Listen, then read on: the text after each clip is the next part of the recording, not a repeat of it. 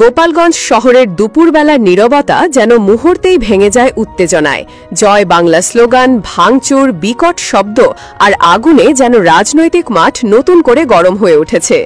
জাতীয় নাগরিক পার্টির এনসিপির জুলাই পদযাত্রা কর্মসূচিকে ঘিরে শহরের কেন্দ্রস্থলে যা ঘটল তা ছিল যেন এক রুদ্ধশ্বাস দৃশ্যপট। পৌর পার্কে আয়োজিত সমাবেশের মঞ্চে হামলা চালায় স্থানীয় আওয়ামী লীগ ও ছাত্রলীগের একাংশ। ভাঙচুর করা হয় সাউন্ড সিস্টেম, চেয়ার ও মাইক। লক্ষ্য করা যায় এনসিপির নেতাকর্মীদের ওপর সরাসরি হামলার ঘটনাও। ঘটনাটি ঘটে বুধবার ১৬ জুলাই দুপুর ১:৩৫ দিকে।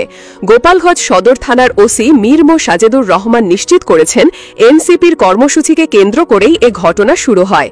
এর আগেও জুলাই মাসব্যাপী দেশব্যাপী পদযাত্রার অংশ হিসাবে একাধিক জেলায় কর্মসূচি পালন করে এনসিপি। তবে মার্চ টু গোপালগঞ্জ এই ঘোষণায় যেন পুরো বিষয়টিকে উত্তপ্ত করে তোলে। একের পর এক ঘটনার সূত্রপাত হয় সকাল থেকেই। সদর উপজেলার উলপুর এলাকায় প্রথমে একটি পুলিশের গাড়িতে আগুন ধরিয়ে দেওয়া হয়। এরপর গান্ধীআসুর এলাকায় উপজেলার নির্বাহী কর্মকর্তার গাড়ি বহরেও হামলা হয়। স্থানীয় নেতারা গাছ কেটে সড়ক অবরোধ করেন যাতে এনসিপির মিছিল সামনে এগোতে না পারে। এমন সময় ইউএনও এম রকিবুল হাসান ঘটনাস্থলে গেলে তার গাড়িতেও হামলা চালানো হয় বলে তিনি নিজেই জানিয়েছেন। এই ঘটনাকে কেন্দ্র করে শহরের বিভিন্ন সড়কে সৃষ্টি হয় অবরোধ। ক্ষতিকর রাসায়নিকের বিকট শব্দে আতঙ্কিত হয়ে পড়ে সাধারণ মানুষ। দোকানপাট বন্ধ হয়ে যায়, যান চলাচল বন্ধ হয়ে পড়ে। গোপালগঞ্জের মতো একটি রাজনৈতিকভাবে সংবেদনশীল এলাকায় এমন পরিস্থিতি নিয়ে বিশ্লেষকরা বলছেন, এটি একটি সংগঠিত চেষ্টা যার পেছনে সুস্পষ্ট রাজনৈতিক প্রতিপক্ষের ছায়া রয়েছে।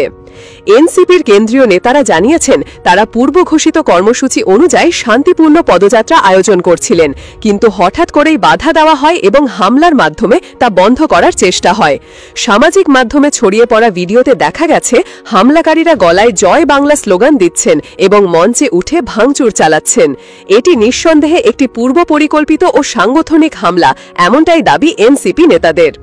অন্যদিকে পুলিশ বলছে, পরিস্থিতি নিয়ন্ত্রণে রয়েছে এবং হামলাকারীদের চিহ্নিত করে ব্যবস্থা নেওয়া হবে।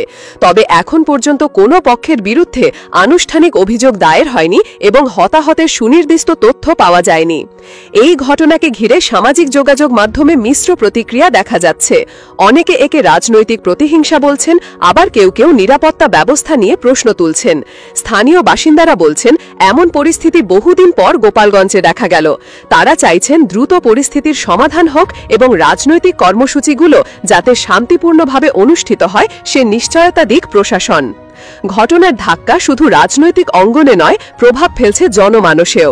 সামনের দিনগুলোতে এমন উত্তেজনা আরও বাড়বে নাকি সমঝোতার পথে এগোবে পরিস্থিতি, তা এখন দেখার অপেক্ষা।